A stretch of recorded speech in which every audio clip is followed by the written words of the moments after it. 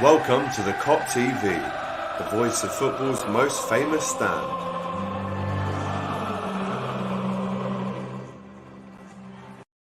There you go, Darren Whelan back on fan cam duty. This time it's a win.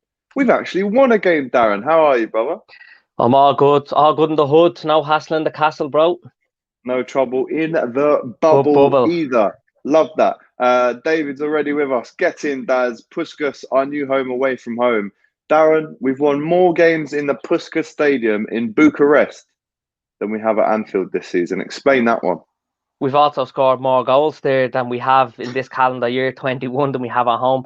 I don't know, it's just the European Cup for us. The one thing that we will miss in the European Cup this season, no matter how the league form or cups or whatever's gone, is that 12th man and the Anfield factor, the big night. So I don't want to get too carried away, but over 2 legs against Leipzig, a really good attacking team that are winning games for fun in Bundesliga, really exciting prospect. We've turned up. It was great tonight to see centre-backs playing centre-backs and midfielders playing in midfield. And I thought the trio of Gini, Thiago in midfield, and who do we have? Gini, Thiago started, and Gini. Yeah, Thiago and Fabinho, sorry. So the anchor man was in midfield tonight. I thought he was really good. It was great to see the general there. We haven't seen Fabinho start in midfield since October, so he was a massive contribution tonight and probably a shout for man of the match. Obviously with Nat Phillips, Thiago, they were all excellent. So just great obviously to see Salah score a great goal, and Mane back scored was a big thing because we were very wasteful, I felt, especially in that first half.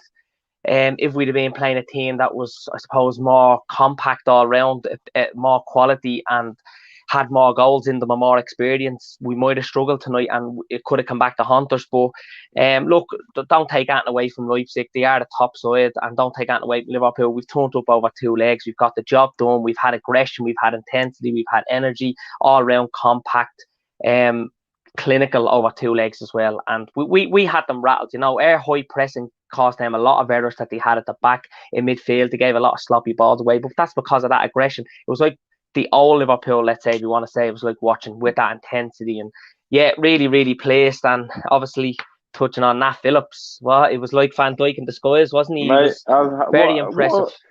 Who's Nat Phillips' biggest fan? Tell me now, Darren, please. You.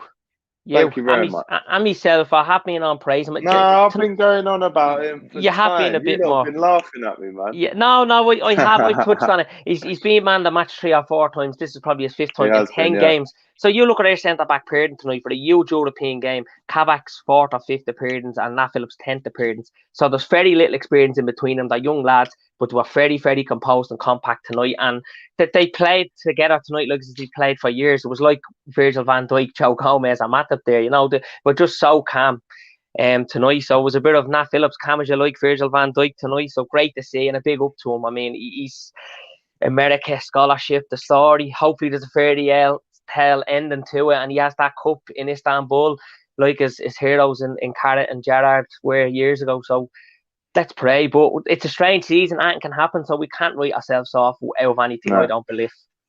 No. Let's talk about Fabinho back in the midfield. We all said one of the huge problems with this season, of course, is the injuries, but it's the centre-backs having to play there when it isn't their natural position. Tonight, maybe I think it was the first time since October that Fabinho has played at midfield, and you just see how much we miss him. He just scoops up everything, lad. Yeah, he's the general, the anchor man, probably one of the best defensive midfielders in world football, if not right up there with, like, he's in that mix, you know what I mean? He's phenomenal. And to come in for his first game into that midfield role and to play so well after doing so well at centre-back, obviously he's come back as well, Mindry.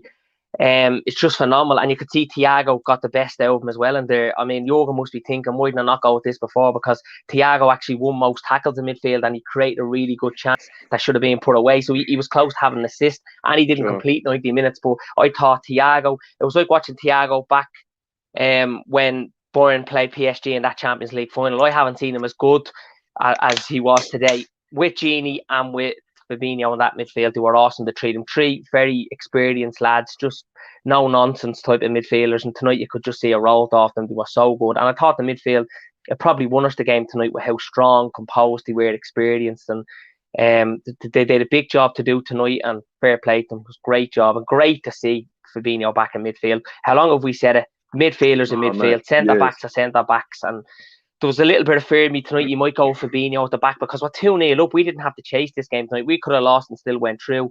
But fair play, Jurgen didn't change it. Like what he done. Says, no, we'll have a go here. We'll try and get goals. And make a bit of a statement, of course, because going into the quarters now, after winning 2 games, after keeping 2 clean sheets, no one's going to want to players. And it's the European Cup. We've had 6 already. You know, we're the 3rd most successful in Europe. We're up there with AC and Real. So no one's going to want those. It doesn't matter how good or bad we are this season.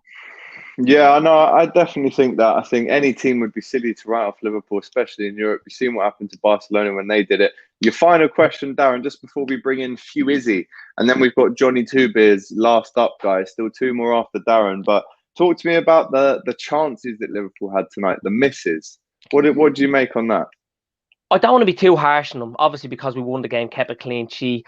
And the reason why I don't be too harsh on them is because they've struggled for goals lately, particularly at home. Jota's only come back, so you can't be at him too much. You know, he's been out for 3 months.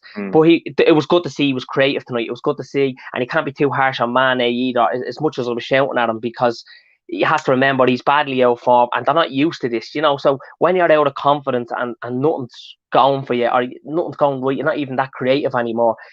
It's a big kick it's a kick in the stones, isn't it? It's kicking the teeth for them. So no one would have foreseen that they would have went through the form they did, except minus Salah, because Salah's been on it all season.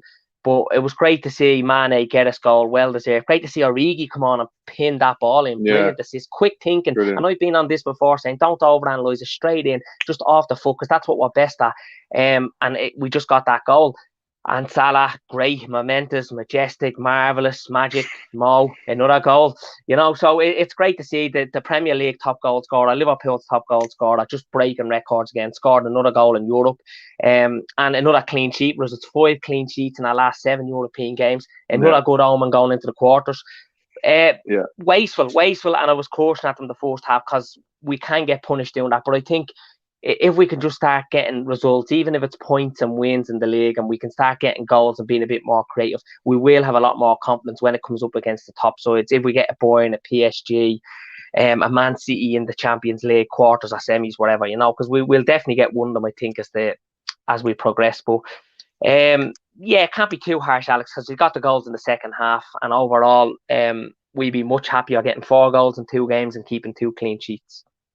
I love that. Darren, thank you so much for coming on, mate. Cheers, we'll see you again on Monday evening after we play Wolves.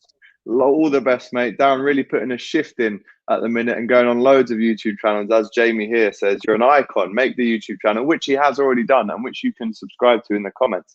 I've seen your loads of channels. Legend, mate. And to you, Alex. Great content. Right, next up, thank you for watching. Next up, we've got Few Izzy and then Johnny Two Beers. Don't go anywhere.